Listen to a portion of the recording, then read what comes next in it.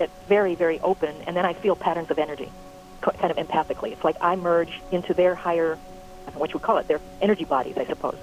And that sort of transfers into me, and as it does, I know a lot about how everything's working, so that I will understand sort of what the life purpose is, or what the soul is trying to do and trying to get through to the personality, and what it's trying to express, what might be in the way, how long things might take, the whole dynamic of the person's self-expression, or where the blockages might be and how to get rid of the blockages and how long it might take.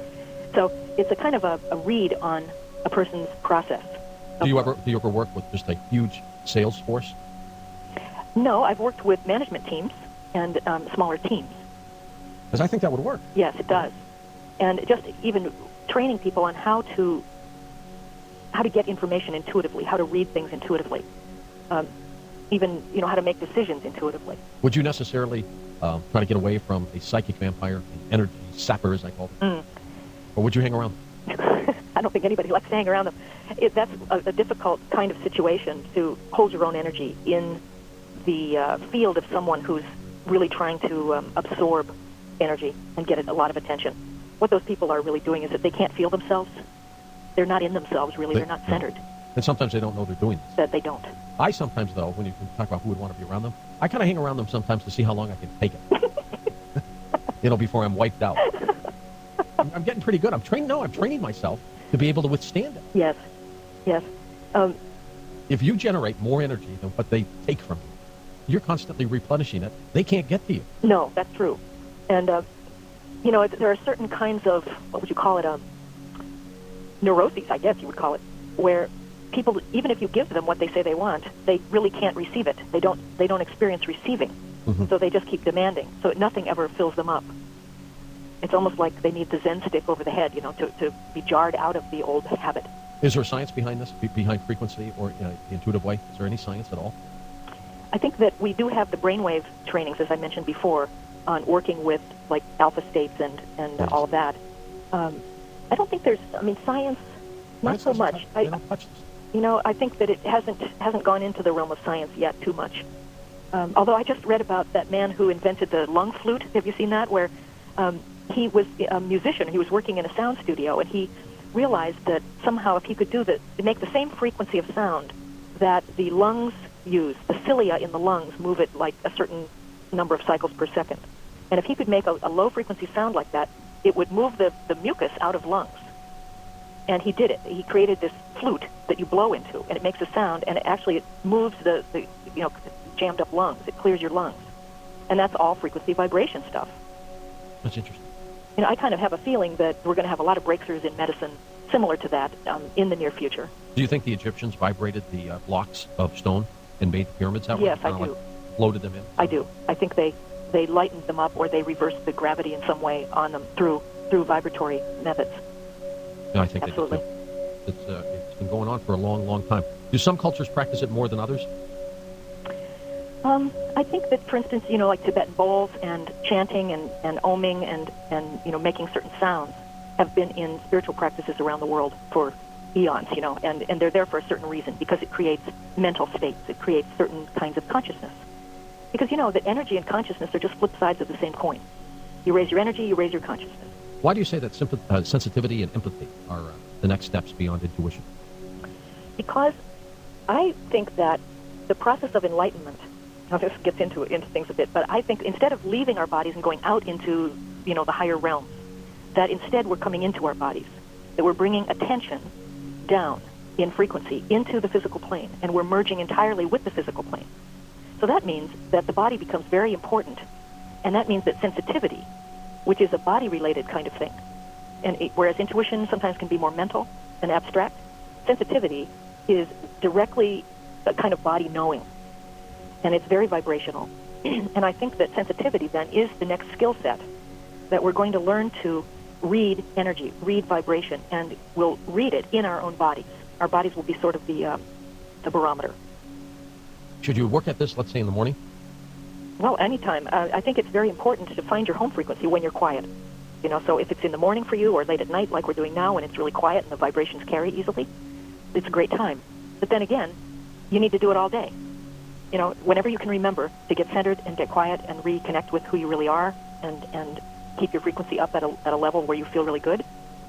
And especially if you've just experienced something that makes you contract and unconsciously you've given up your good feeling and somebody's talked you into feeling bad, then you have to catch yourself. Right. And say, wait a minute, this is not the way I like to be. And it's up to me to choose to feel the way I like to feel. And so many of us are just waiting for somebody else to make it, right for us. Okay, give me the love. Make me feel good. And it's not going to happen. We have to do it. Well, we have to do it. That's absolutely true. And we also have to teach other people. That's right. That's right. I think that part of this whole process is that sort of all of us, I hear it, I'll backtrack because sometimes I hear from people that saying, I don't fit in. I don't have anyone to talk to. I'm a stranger in my family. Right. And they feel like isolated. And I said to them, in order to influence other people, you have to stand out. If you just fit in with the masses, nobody will hear you. You have to first stand out enough that people can see you and hear you. Then you take on the role of being a teacher or a healer or a leader in your own way, whatever way you feel like. But be an example of the things that you want to teach. But first you do have to stand out, that's part of it. Well, and it does work. And it's almost not like you consciously choose these things. It's almost like the body does it on its own. Like you just suddenly find yourself turning left, and then there's the restaurant that you wanted to find, you know? I mean, sometimes these things are just very mundane. They're not even really wildly dramatic. They're more like synchronicities, and they fill your daily life. Certainly we've heard all the stories about people who didn't get on the airplane that crashed and all that. But I think that intuition actually fills up a lot of our daily life, and it's a lot more ordinary in a way than we might think. But like I said, a lot of mine have come through. I've had precognitive dreams that told of something coming, and sometimes it was even like 20 years in advance. I don't know why I needed to know about it so early, but then I was on the lookout for it from then on. Maybe I was just trying to make myself don't miss this. So. Okay, let's go to calls. You ready? Sure. Some of the, observations that I had was that, life is full of good and bad at the same time. Like the frequency, like Penny's talking about. Yeah. You have up and you have down. It doesn't mean that you have to stay down or it's always going to be good. Life is up and down at the same time, and that's okay.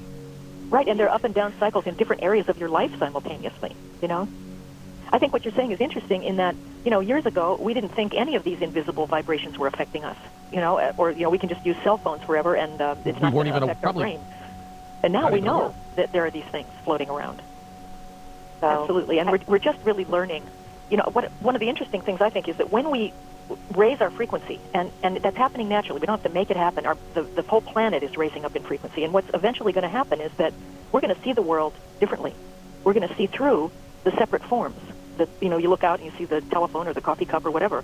But when the frequency's higher, you're going to start to see the whole thing as vibrating light or a field of particles that are bouncing in and out of form. And everything will be interconnected. So therefore, everything will function differently, and we'll understand the world in an entirely different way. It's going to be really exciting.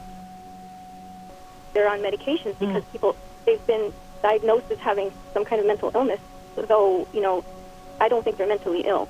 Right. So often that's the case, is that they've just been overly sensitive and open, and then they didn't fit in to, the lower frequency family they were in or the culture that they're in.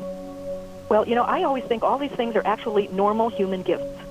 And it's very important for you to not think of yourself as abnormal in any way, but to think of the other people as more abnormal because they've forgotten, what you've remembered. So that's why I say it's part of this thing of taking on the role of being a teacher or a leader. At least you stand out and you had amazing experiences that you can share enthusiastically with others, and they will say, gee, why don't I have those kind of experiences? It's recontextual. The image I've had lately is that I'm riding on a flying carpet, laying on my stomach, peeking over the front edge. And it's going up and down and over and around, and I'm just watching and seeing the view. I'm not voting on it, I'm just letting it go. So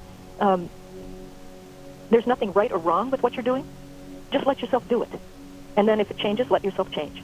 But stay in the flow with it is what I'm saying. And how important is being positive about all this? Is it critical to the whole equation? Of course it is, because you want to believe in yourself. You want to let the soul's wisdom come through you. And you have to trust yourself. And staying positive, is a way that you can build trust. What about self-doubt? Is that screwed up? Totally. It's like they used to be that the crown that on a king's head was a symbol of, the points on a crown were the symbol of beings in a kind of council that were guiding the person. And I think that the symbol of the mothership or the UFO is often the same kind of thing, that you're merging into a higher level of consciousness. Now, if it has emotional overtones, then you may be dealing with your own emotional patterns in some way. You may be tapping into an astral plane level of it. I think the UFO energy functions at different levels. Depression and a lot of other kind of situations like that become chronic in the inner chemistry of the body, and they kind of get locked in for a while, and it's hard to get out of them just by thinking your way out.